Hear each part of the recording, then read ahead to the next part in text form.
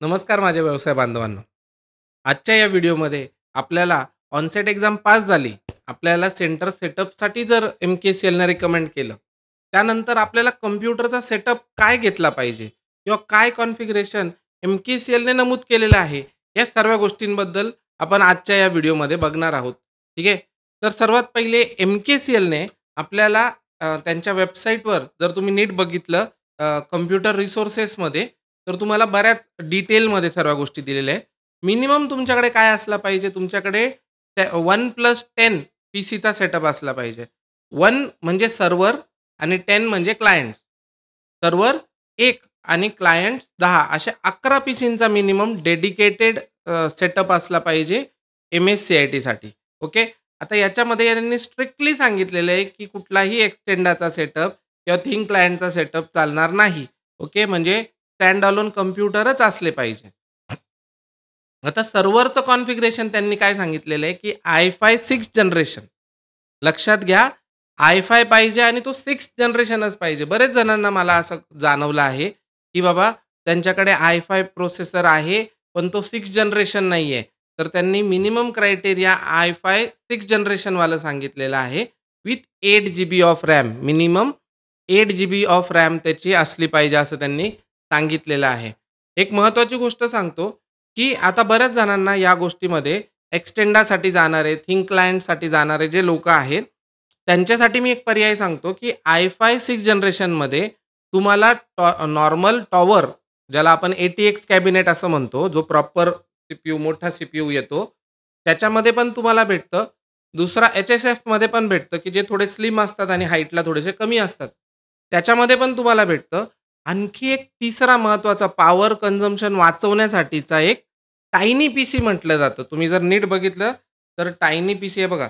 ए-टी-एक्स cabinet जर म्हटलं ना, ए-टी-एक्स कॅबिनेट जे आहेत ते नॉर्मल अशा कॅबिनेट्स असतात, बरोबर. नॉर्मल सीपीयू आपण ज्याला म्हणतो, बरोबर. एच-एस-एस कॅबिनेट जर म्हटलं, तर या साधारण अशा स्लिम बॉडीमध्ये येतात. ओके. स्लिम बॉडीमध्ये हे येतात आणि याच्याच आणखी ज्याच्यामध्ये पॉवर कन्झम्पशन आपलं वाचू शकतं, ते असतं टायनी पीसी. याच्यात टायनी टायनी पीसी म्हणूया फक्त. हां, हे बघा. हे सीपीयू असतात.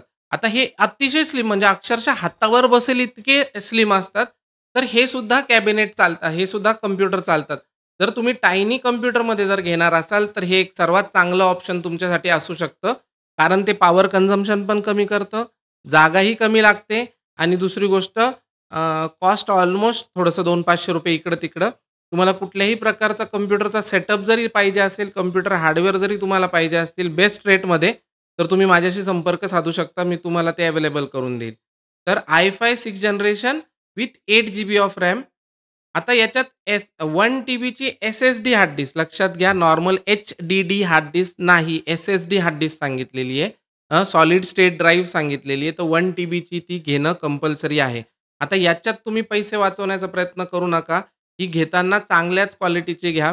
कारण एम-के-सी-एल जेव्हा त्यांचं इरा सर्व्हर डिप्लॉय केलं जातं आपल्या सर्व्हरला, तर त्याच्यामध्ये अनेक त्यांचे कंटेंट्स असतात. आता माझा जो सर्व्हर आहे, त्या सर्व्हरमध्ये 1200 जीबीची हार्ड डिस्क आहे. एक 500 जीबीची आहे आणि माझ्या मते नाही, एक 1000 जीबीची आहे आणि एक 500 जीबीची आहे. अशा काहीतरी 1500 जीबीची स्पेस आहे.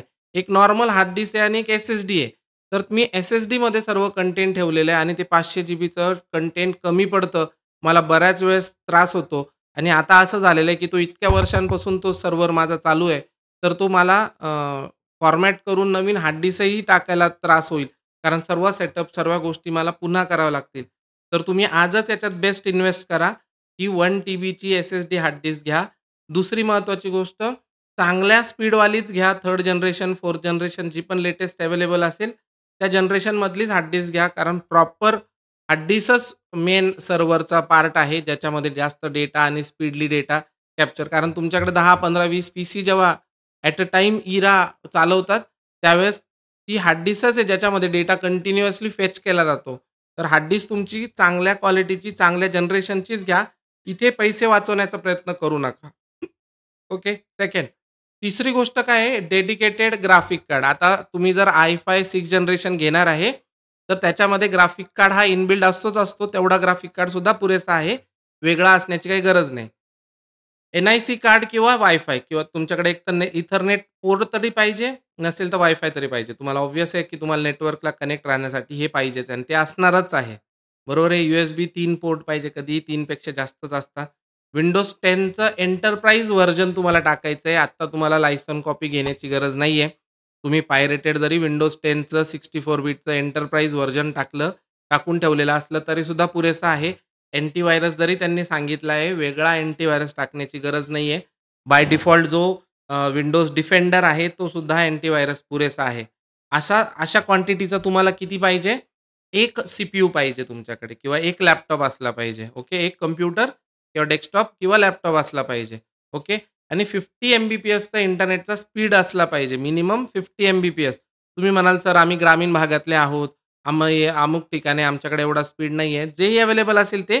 पण जर अवेलेबल असेल, तर तुम्ही 50 प्लस एमबीचा स्पीड घेतला पाहिजे. कारण जेव्हाही एम-एस-सी-आय-टीची एक्झाम जेव्हा चालते किंवा जेव्हाही आपल्याला हा सेटअप इरा चालत असतं, तर बऱ्याच वेळेस ऑनलाईन डेटा आपल्या पीसीमध्ये डाउनलोड होत असतो. तर त्यावेळेस प्रॉपर स्पीड मिळावा यासाठी मिनिमम 50 मी तर म्हणतो 100 एमबीपीएसचा असेल तरीसुद्धा वेल एंड गुड आहे. हे झालं तुमचं सर्व्हरचं कॉन्फिगरेशन. हे सर्व्हर कॉन्फिगरेशन आहे. हे तुमच्या ह्याच्यात असलं पाहिजे. त्याचबरोबर आता हे सर्व्हर झालं, दुसरं क्लायंट आहे. आता क्लायंटमध्ये काय आहे, तर क्लायंटमध्ये i5 6 जनरेशनच पाहिजे. टायनी कॅबिनेट, एस-एस कॅबिनेट किंवा ATX कॅबिनेट कुठलाही चालणार आहे. इथे जसं तुम्हाला 4 जीबी रॅम म्हटलेलं आहे. इथे जसं तुम्हाला 8 जीबी रॅम म्हटलंय, तसं इथे तुम्हाला 4 जीबी रॅमसुद्धा क्लायंटसाठी पुरेसी आहे. 250 जीबीची 256 जीबीची SSDसुद्धा पुरेसी आहे. इथे तुम्ही कॉम्प्रोमाईज करू शकता. थोडी हलक्यातली 256 जीबीची लावली तरीसुद्धा चालणार आहे. याच्यामध्ये खूप डेटा राहत नाही. त्यामुळे तुम्हाला ही फक्त नाममात्र मिनिमम कॉन्फिगरेशन पूर्ण करण्यासाठी लागणार आहे. म्हणून 256 जीबीची मिनिमम कॉन्फिगरेशन. नेटवर्क आणि वायफायचं कार्ड असलं तर उत्तम असायलाच पाहिजे सॉरी. ऑडिओ पोर्ट असला पाहिजे ज्याच्यातून आपण हेडफोन्स लावू शकू. ऑब्व्हियसली कीबोर्ड माऊस असला पाहिजे. तो इथे दिलेला नाहीये तर तिथेही असलंच पाहिजे. हेडफोन विथ माईक हे सुद्धा महत्त्वाची गोष्ट आहे. जेव्हाही तुमच्याकडे इन्स्पेक्शनला येतील, तेव्हा तुमच्याकडे हेडफोन, माईक, कीबोर्ड माऊस आणि वेबकॅम ह्या गोष्टी असणं अपेक्षित आहे. लक्षात घ्या वेबकॅमसुद्धा तुम्हाला तिथे लावून ठेवलेला पाहिजे. जर हे सुद्धा नसेल तर सुद्धा तुम्हाला अडचण येऊ शकते. ओके. तर कीबोर्ड माऊस ऑब्व्हियसली असणार आहे. पण हेडफोन विथ माईक असला पाहिजे आणि वेबकॅमसुद्धा असला पाहिजे. जर लॅपटॉप असेल, तर लॅपटॉपला इंटिग्रेटेड कॅमेरा असेल, तो सुद्धा चालू शकतो. या झाल्या तुमच्या सर्व्हर म्हणजे OnePlus 10च्या सेटअपसाठीची लागणारी गोष्ट. या व्यतिरिक्त मी जर काही गोष्टी विसरून गेलो असेल, तर नक्की मला कमेंटमध्ये विचारा किंवा आपल्या ग्रुपमध्ये विचारा. तुम्हाला या गोष्टीबद्दल अजून डिटेलमध्ये मी सांगू शकेल. ओके. त्याच्यानंतर तुम्हाला प्रिंटर असला पाहिजे. कंपल्सरी नाही आहे, की 600 DPIवालाच पाहिजे. प्रिंटर असला पाहिजे. इंकजेट घ्या, लेझर घ्या. जोही प्रिंटर असेल तुमच्याकडे जुना असला तोही चालणार आहे. स्कॅनर असलं पाहिजे स्कॅनिंग करण्यासाठी. Biometric device. आता बायोमेट्रिक डिव्हाइस घेताना प्रत्येकाने कंपल्सरी मंत्रा या कंपनीचंच बायोमेट्रिक डिव्हाइस घ्या, जे MKCLला चालतं. ओके. तात्पुरता कोणाकडनं तरी आत्ता आणलं तरीसुद्धा चालेल. म्हणजे मोबाईलचे जे कामं करतात, सिम कार्डवाले जे असतात, जे मोबाईल ॲक्टिव्हेशन करून देतात, त्यांच्याकडे हे मशीन असतं. ते मशीन नुसतं आणून इन्स्पेक्शनच्या दिवशी ठेवा. नंतर जाऊन ते लागणारच आहे, पण तेव्हा तुम्हाला प्रॉपर कळेल, की बाबा कुठलं मशीन घेतलं पाहिजे, कुठलं मशीन चांगलं आहे, तर ते तुम्हाला कळेल.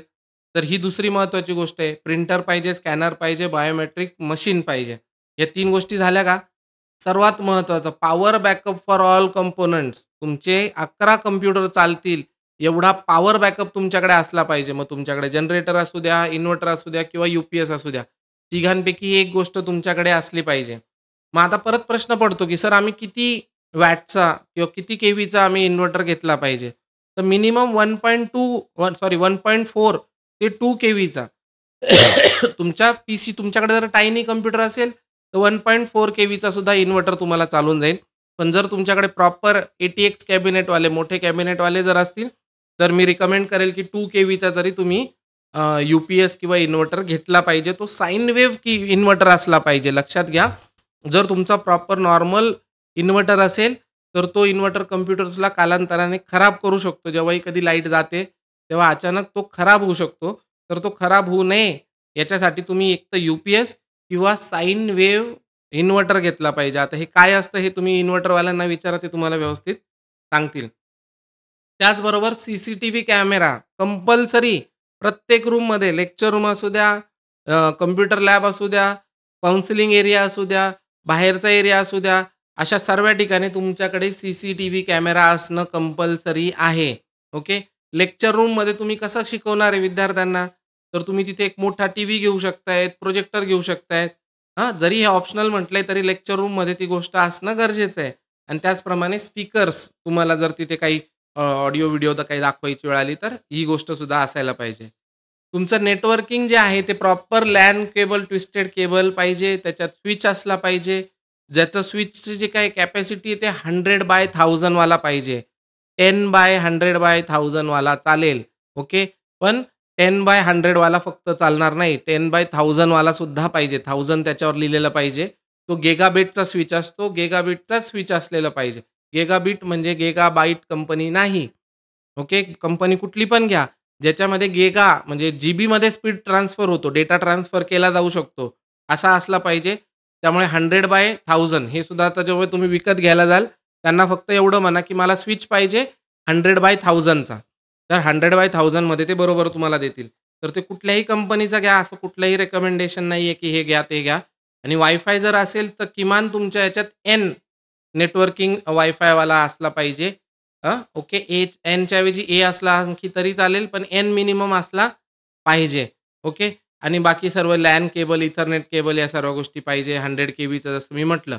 इथे जरी 50 केबी 50 एमबीचं स्पीड सांगितलं आहे. शेवटी इंटरनेट कॅपॅसिटीमध्ये 100 एमबीपीएसच सांगितलेलं आहे. तर ही पण गोष्ट तुम्हाला पाळायची आहे. त्यानंतर एम-के-सी-एल अजून काय सांगतं एम-के-सी-एल लायसन पॉलिसीज. एम-के-सी-एल विंडोज 10 एंटरप्राइजचे तुम्ही जेव्हा तुम्हाला सेंटर मिळेल, तेव्हा एम-के-सी-एल स्वतः तुम्हाला 11 पीसींसाठी विंडोज 10चं लायसन आणि 11 पीसींसाठी तुम्हाला विंडोज ऑफिस 2019 तर स्टँडर्ड एडिशनचं तुम्हाला 11 पीसींसाठीचं लायसन स्वतः पुरवतं. लक्षात घ्या, Microsoftचा सर्वात मोठा कस्टमर एम-के-सी-एल आहे. आज एवढे सेंटर्स आहे, एवढ्या सेंटर्सला 11 विंडोज 10चे आणि 11 एम-एस ऑफिसचे लायसन्स पुरवतो, ही छोटी गोष्ट नाहीये. एवढे सेटअप, एवढे सॉफ्टवेअर पुरवणं ही अतिशय महत्त्वाची गोष्ट आहे आणि ते आपल्याला फ्री ऑफ कॉस्ट आपल्याला एम-के-सी-एलच्या मान्यतेसोबत मिळतं. ओके. तर या सर्व गोष्टी आहेत. याच्यात जर तुम्हाला नक्की काही डाऊट असेल, काही प्रॉब्लेम्स असतील, तर तुम्ही नक्की विचारू शकता आणि सेंटर सेटअप करताना मी सांगितलेल्या प्रत्येक गोष्टीचा व्यवस्थित वापर करून तुम्ही त्या पद्धतीने सेंटर सेटअप केला पाहिजे. ओके. तर आजच्या या व्हिडिओसाठी इथेच थांबूया. पुन्हा भेटूया एका नवीन व्हिडिओमध्ये, ज्यामध्ये अजून काही नवीन टॉपिकबद्दल आपण माहिती घेऊया. तोपर्यंत जय हिंद, जय महाराष्ट्र.